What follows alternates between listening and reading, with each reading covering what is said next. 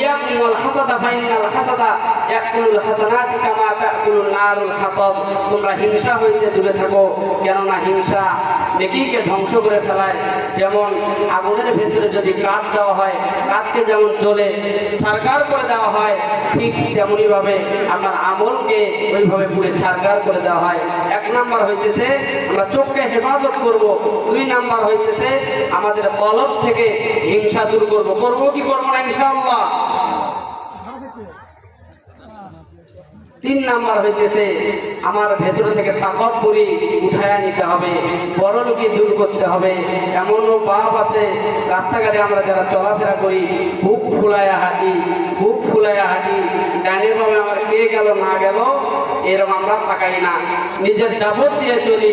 ওই যে বলছিলাম ওয়াম্মা মান উতিয়া কিতাবাহু বিশিমালি, কিয়ামতের ময়দানে কেউ পাবে না। এই জন্য সম্মানিত হাজিরিন, এই 3টি কাজ যদি আপনারা ছেড়ে দিতে পারেন, অবশ্যই অবশ্যই বাকি গুনাহ আপনার জন্য ছেড়ে দেওয়া সহজ হয়ে যাবে ইনশাআল্লাহ। ছেড়ে দেব তো ইনশাআল্লাহ?